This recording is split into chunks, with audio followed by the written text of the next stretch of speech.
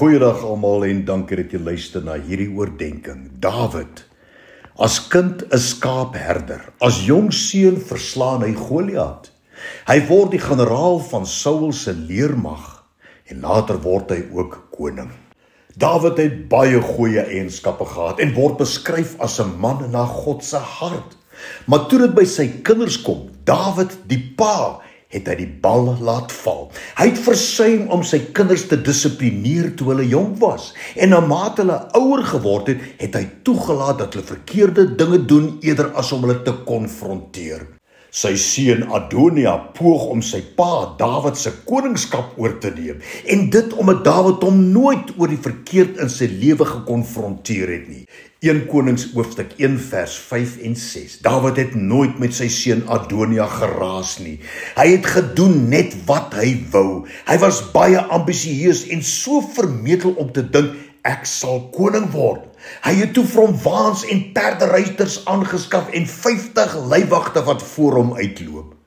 Ons lees ook van Dawid se weiering om die verskriklike sonde te hanteer wat sy oudste seun Amnon gepleeg het. 2 Samuel hoofstuk 13 lees ons daarvan. Sy seun Absalom rebelleer ook teen hom in sy begeerte om koning te word.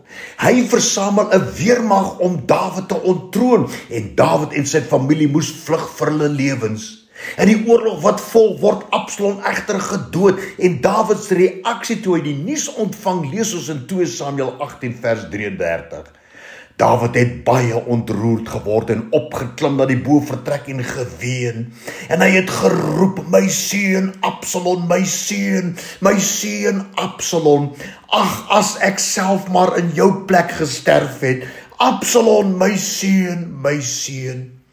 Dawid het bitterlik geween, maar hoeveel beter sou dit gewees het as hy jare tevore as 'n vader betrokke was by sy kinders se opvoeding en hulle met liefde gedissiplineer het.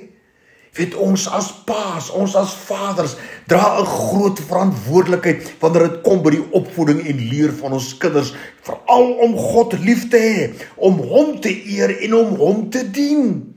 Charles Spurgeon het gesê, skole en onderwysers is goed, maar paas, vaders is van nature die beste instrukteurs vir hulle seuns en hulle mag nie hierdie heilige plig delegeer nie. Weet, ek as 'n pa vir my kinders het baie foute gemaak. Ek was nog nooit volmaak nie, inteendeel, geen aardse vader is volmaak nie.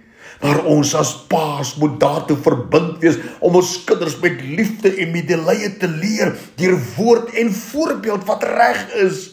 Maak nie saak hoe oud hulle is nie.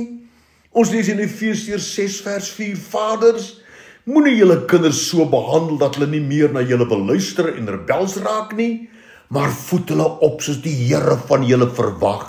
Leer hulle wat om te doen en help hulle op die regte pad. Al moet julle soms streng optree. En onthou altyd wat Dawid in Psalm 103 vers 10 tot 13 sê. Hy handel met ons nie na ons sondes en vergeld ons nie na ons ongeregtighede nie. Want so hoog as die hemel is bo die aarde, so geweldig is sy goedertierenheid oor die wat hom vrees. So ver as die ooste verwyderd is van die weste, so ver verwyder hy ons oortredinge van ons.